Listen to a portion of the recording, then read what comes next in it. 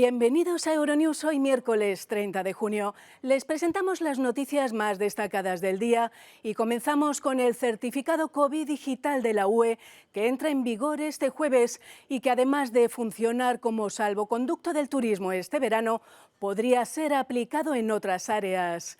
En el Reino Unido, como consecuencia directa del Brexit, termina hoy el plazo para que los ciudadanos comunitarios asentados en el país pidan su permiso de residencia permanente. La COVID-19 y el cambio climático marcan el G20 de Italia, que trata de impulsar el desarrollo sostenible. Pedro Sánchez ha asegurado que nunca más habrá referéndum de autodeterminación en Cataluña, a lo que el portavoz de Esquerra Republicana, Gabriel Rufián, ha respondido: denos tiempo. También dijo que nunca habría indultos. Y también en España se ha aprobado la llamada Ley Trans, que autoriza la libre autodeterminación de género a partir de los 16 años. En Cuba, un terremoto de magnitud 4,7 sacudió la isla el martes sin que de momento se hayan registrado víctimas. La policía griega ha recuperado un cuadro cubista de Picasso y otro de Mondrian, que fueron robados en la Galería Nacional de Atenas hace casi una década. Y al final de nuestro informativo, no se pierdan el Jardín de Nemo, un experimento revolucionario de cultivo de plantas aromáticas en el fondo del mar. Enseguida, los titulares. Este jueves entra en vigor el certificado COVID digital, una idea que nació en Grecia para salvar el turismo y que podría ser implementado en otras áreas de la vida europea. Último día para que los ciudadanos comunitarios en el Reino Unido soliciten el permiso de residencia y así no pierdan sus derechos en el país. La pandemia y el clima marcan el G20 de Italia, que apuesta por el multilateralismo para impulsar el desarrollo sostenible. El presidente del gobierno español, Pedro Sánchez, apela a la concordia y a la utilidad pública para explicar ante el Congreso los indultos de los presos del Procés. El tiempo extremo azota el continente europeo. Mientras unos países sufren fuertes tormentas e inundaciones, otros atraviesan una ola de calor. Un sismo de 4,7 grados sacudió a Cuba este martes. No se registraron víctimas, pero los hospitales tuvieron que evacuar a los pacientes. Las vacaciones de verano en las islas griegas serán mucho más fáciles a partir del 1 de julio. Este jueves entrará en vigor el certificado COVID digital en todos los Estados miembros de la UE. Todos los ciudadanos que vivan en Europa tendrán la posibilidad de viajar más cómodos con este documento, que podrá utilizarse también en papel.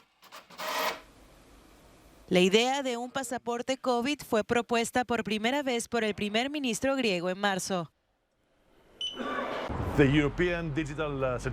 El certificado digital europeo, que fue una sugerencia de nuestro primer ministro, es algo que todos los ministros europeos estuvimos impulsando desde hace meses. Entendemos que es una necesidad y un gran logro acordar este objetivo común, ya que ayudará a cada ciudadano europeo a moverse de país a país de la mejor manera posible. Un certificado COVID digital de la UE es una prueba mediante códigos QR de que una persona ha sido vacunada contra la COVID-19, ha recibido un resultado negativo en las pruebas o se ha recuperado del virus. Quienes estén en posesión del certificado estarán en principio exentos de las restricciones a la libre circulación. Funciona como una vía rápida en la frontera, donde se puede cruzar más fácilmente, y esto es muy significativo para el restablecimiento de los viajes, del buen funcionamiento del turismo, que es sumamente importante para nosotros. El ministro griego de Gobernanza Digital dijo a Euronews que este tipo de certificado podría implementarse en otros sectores de la vida de la Unión Europea. Es probablemente uno de los mayores proyectos de interoperabilidad en toda la UE, y esto resultará muy significativo a la hora de avanzar en nuestra política digital global. Por ejemplo, necesitamos la interoperabilidad de nuestros sistemas de pensiones, en nuestros sistemas sanitarios y cuando se viaje de un Estado miembro a otro. Hemos demostrado muy rápidamente que podemos establecer la interoperabilidad de nuestros sistemas nacionales. Tenemos que hacerlo en todos los sectores. Pero las principales aerolíneas europeas han expresado su preocupación por las largas colas que se producirán en los próximos días, ya que será necesario realizar controles adicionales cuando viajen los ciudadanos europeos. Son las prisas de los últimos europeos en solicitar el denominado estatus de asentamiento en el Reino Unido. A partir de este jueves, los ciudadanos comunitarios que no hayan cumplimentado la documentación podrían perder su derecho al trabajo, al alquiler o al sistema público de salud. La situación ha indignado a una parte importante de la población. De corazón soy británica, solo que sobre el papel soy francesa, pero llevo aquí 26 años, más de la mitad de mi vida. Unas 400.000 personas están en un limbo esperando una respuesta oficial, pero también son muchos los colectivos vulnerables que no han realizado los trámites por desconocimiento, entre los afectados, niños y personas mayores. Como grupo de campaña oímos hablar mucho a los residentes vulnerables, por ejemplo a los ancianos que no saben necesariamente que tienen que solicitarlo porque llevan tanto tiempo en el Reino Unido que creen que su estatus está asegurado. O a menudo oímos a padres que piensan que su estatus se transmite a sus hijos y no es así, hay que hacer una solicitud individual para cada hijo. La situación es una consecuencia directa del Brexit. El gobierno asegura que más de 5,5 millones de personas han presentado su petición para permanecer en el territorio, mucho más de lo previsto. A 2 millones se les ha denegado por no haber vivido en el país el tiempo exigido. Soluciones multilaterales para crisis mundiales como la pandemia de la COVID-19 y la emergencia climática es la declaración de intenciones de los ministros de Asuntos Exteriores del G20 en su primer encuentro cara a cara en 2 años. La reunión de un día de duración, celebrada en la calurosa ciudad de Matera, en el sur de Italia, se centró en cómo mejorar la cooperación y reactivar la economía mundial tras la pandemia y cómo impulsar el desarrollo sostenible en África. La presidencia italiana del G20, con sus 3 pilares del programa Gente, Planeta y Prosperidad, a través del multilateralismo, se propone contrarrestar el impacto social, sanitario y económico de la pandemia y fomentar una recuperación económica sostenible, inclusiva y resiliente.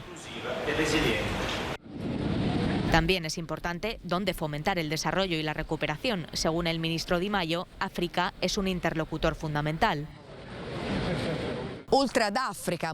Además de África y el multilateralismo, también es importante reconstruir la sociedad de forma sostenible, como ha señalado Luigi Di Maio en la sesión conjunta con los ministros de Desarrollo, por primera vez en la historia del G20, para debatir sobre la seguridad alimentaria y la nutrición, temas que la presidencia italiana ha colocado en el centro de la agenda política internacional y que representan su sello en este G20. Política internazionale rappresentano la cifra del G20 degli esteri a guida italiana. Giorgio Orlandi, Euronews, Roma.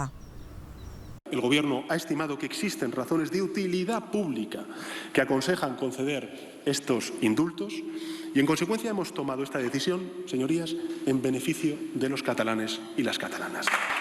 Creemos, señorías, que esta es la mejor decisión para Cataluña, que es la mejor decisión para España y que es la más conforme con el espíritu de concordia de nuestra Constitución al que invocaba al principio de mi intervención. Es el tiempo de la política y el Gobierno hará política. Con frases como esta, aludiendo a la utilidad pública y a la reconciliación nacional, el presidente del gobierno español, Pedro Sánchez, ha justificado en el Congreso por qué indultó a los líderes independentistas que estaban en prisión por su participación en el proceso. Una medida muy criticada por el líder de la oposición conservadora, Pablo Casado, quien no ha dudado en recordarle que gobierna con el apoyo de los independentistas. Es usted presidente de España gracias a todos los que quieren destruirla. Si quiere cambiar lo que es de todos los españoles, tendrá que dejar opinar a todos los españoles. Dimita, disuelva el Parlamento y convoque elecciones. Solo así podrá quizá indultarle la historia. Muchas gracias. La explicación de los indultos en el Congreso tiene lugar un día después de la primera reunión entre el presidente del gobierno español y el presidente de Cataluña, Pere Aragonés, en el Palacio de la Moncloa. En la cita se acordó activar una mesa de diálogo sobre el conflicto a partir del próximo mes de septiembre. El gobierno español ha aprobado la ley trans que autoriza la libre autodeterminación de género. Con ella los ciudadanos podrán cambiar de género en el registro civil con su sola declaración. Según la ministra de Igualdad, Irene Montero, pone a España a la vanguardia de Europa. Las personas trans ya no van a ser consideradas enfermas en nuestro país y no se les va a exigir ningún tipo de informe psiquiátrico, ningún tipo de informe médico que acredite que están enfermas para ser reconocidas, y reconocemos también el derecho de los niños, de las niñas, de los niños a ser escuchados. La larga negociación de esta ley ha provocado una gran división entre los socios de gobierno, PSOE y Podemos, y ha recibido duras críticas de algunos movimientos feministas. Montero de Podemos lo ve de otra manera. Las protagonistas del impulso de esta ley son las personas LGTBI, particularmente las personas trans, pero también las mujeres, las feministas de este país. Esta es una ley feminista que entiende que o llegamos todas, o todas somos capaces de despegarnos de los suelos pegajosos, o todas somos capaces de eliminar todas las discriminaciones a las que estamos sometidas, o no llegará ninguna. La ley permitirá cambiar de sexo en el registro civil a partir de los 16 años y de los 14, con el consentimiento de padres o tutores. Una cuestión polémica, como las esgrimidas por las feministas que denuncian un retroceso de las políticas de igualdad, por ejemplo en lo que respecta a ayudas y subvenciones, también lo es en el ámbito deportivo o en el carcelario. Se sancionará con multas de hasta 150.000 euros las terapias de conversión para intentar modificar la orientación sexual. Gracias a esta ley, la pareja lesbiana de una madre podrá registrar su filiación con el recién nacido sin tener que adoptarlo si no está casada. Este anteproyecto de ley deberá ser debatido en el Congreso para su aprobación definitiva.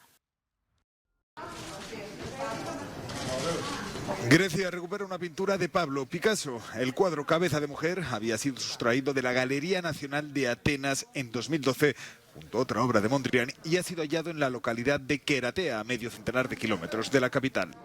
La policía helena ha detallado que el autor del robo, un constructor de 49 años, fue detenido tras confesar el delito. El arrestado admitió que no tenía previsto vender los cuadros. Picasso regaló su obra al Estado griego en los años 40 por su resistencia a la Alemania nazi. Europa sufre la furia de los elementos cuando apenas ha echado a andar el verano. Mientras unas zonas sufren olas de calor, otras están siendo golpeadas por fuertes tormentas acompañadas de lluvias torrenciales y granizo. Así ha ocurrido en partes de Suiza, Francia y Alemania. En este último país se han producido algunas inundaciones como esta que afectó a la estación central de Stuttgart, en el suroeste del país. También se han producido inundaciones en el metro de Moscú, donde los fuertes vientos que acompañaron a las lluvias derribaron árboles y vallas publicitarias. En unas horas llovió tanto como lo que suele llover en 21 días. Estábamos en la oficina y era tan fuerte, no entendíamos qué estaba pasando. En Hungría se ha activado la alerta por calor extremo. Las autoridades aconsejan a la población que no salga a la calle en las horas centrales del día, cuando los termómetros pueden acercarse a los 40 grados centígrados.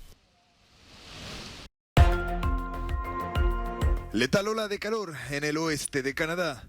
La policía de Vancouver relaciona la muerte repentina de 25 personas en solo 24 horas con las altas temperaturas que se están registrando y que han llegado a los 47 grados centígrados. La canícula ha provocado la suspensión de clases y cuantiosas pérdidas en cultivos como la frambuesa.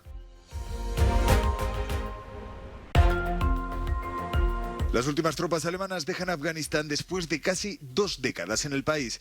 La OTAN acordó en abril la salida de 7.000 soldados para coincidir con la retirada de los estadounidenses que Joe Biden programó para el 1 de mayo. Alemania contaba con algo más de 1.000 soldados. En total, 59 han muerto en misiones sobre el territorio asiático. Indignación en los restaurantes de Moscú. Los propietarios aseguran que han perdido más del 80% de facturación por las nuevas medidas del gobierno contra la COVID, que solo autorizan a clientes vacunados que hayan pasado la enfermedad en los últimos 6 meses o que tengan una PCR negativa. El país ha alcanzado un nuevo récord de muertes diarias, 652. En la región de Magallanes, Chile ha superado su meta de vacunación.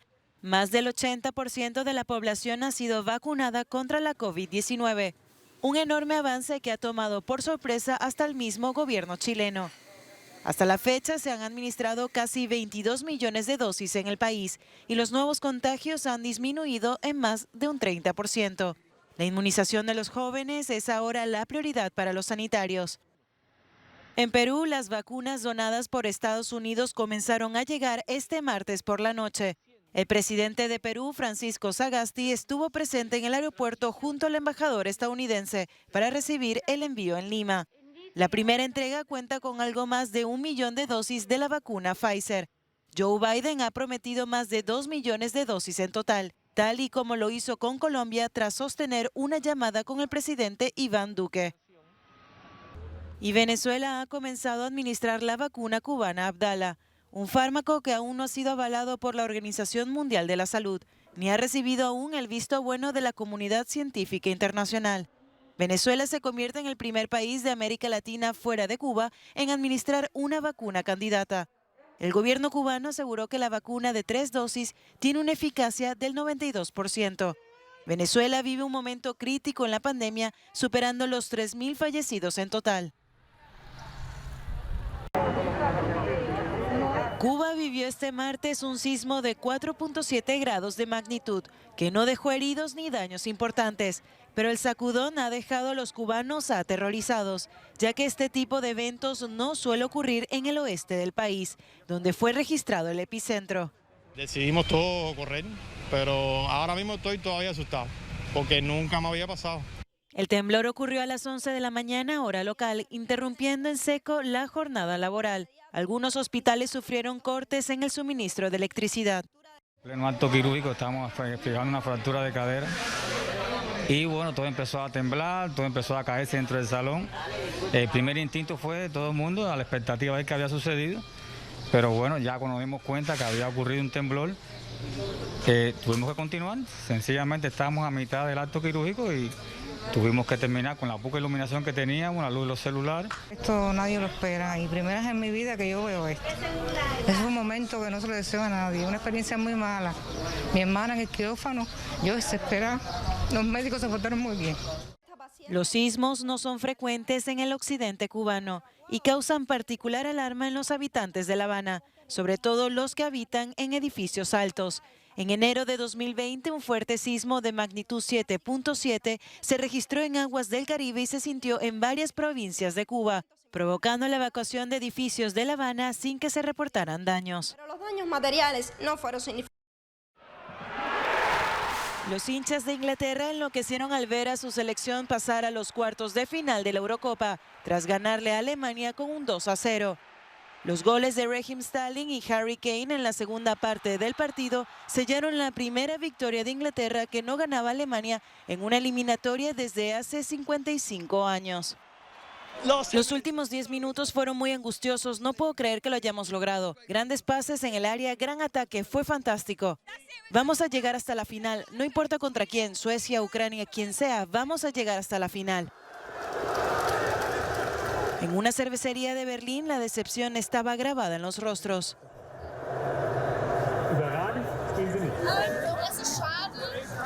Por un lado es una pena, pero por otro, como soy germano-inglesa, una parte de mí se alegra por Inglaterra y la otra se entristece por Alemania. Inglaterra se enfrentará ahora a Ucrania en la ciudad de Roma el sábado, después de que un dramático gol en los últimos minutos de la prórroga le permitiera a Ucrania vencer a Suecia con un 2-1. Con estos dos partidos se completa el cuadro de los cuartos de final de la Eurocopa. Suiza se enfrentará a España, Bélgica a Italia, Ucrania a Inglaterra y República Checa a Dinamarca.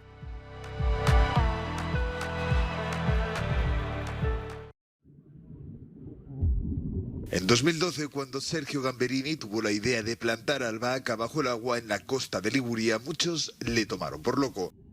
Hoy, lo que parecía una idea de lo más descabellada, acapara la atención mundial. Encontrar métodos de cultivo alternativos a largo plazo se considera la mejor respuesta a la crisis climática. De hecho, la agricultura tradicional ha agotado casi todos los recursos disponibles. continuare a ridurre. Si seguimos explotando y reduciendo nuestras reservas forestales y nuestros pulmones verdes, el proceso de cambio climático se acelerará, provocando la subida del nivel del mar.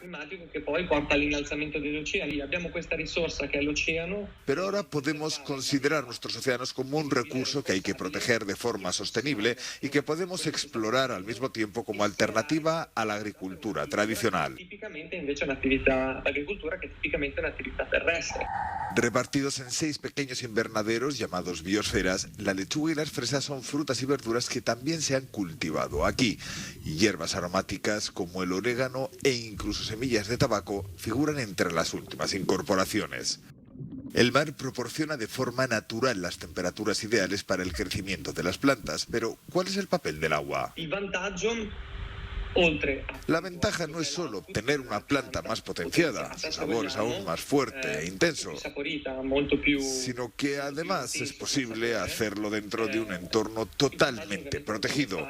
Es un laboratorio y nada puede llegar a la planta a menos que se saque al exterior. Perché nulla può raggiungere questa pianta se non viene portato dall'esterno. Por ahora el Jardín de Nemo es principalmente un laboratorio de investigación submarino, pero cada año hay nuevos hallazgos que pueden tener varios fines. Con el paso del tiempo, las biosferas también han atraído la atención de los buceadores que desean explorar este hábitat. Pero, además, trabajar como agricultor del mar se está convirtiendo rápidamente en una profesión popular, con muchos candidatos para un puesto. Una buena noticia para un proyecto que pretende exportarse a otros lugares. Ya nos despedimos deseándoles un feliz día con un saludo especial a quienes nos siguen a diario en nuestro canal de YouTube. Les dejamos con nuestro No Comment del día, en el que una estatua de Cristóbal Colón cayó derribada en unas protestas en Barranquilla, en Colombia. Gracias por su atención y hasta mañana. Va pasando, presidente.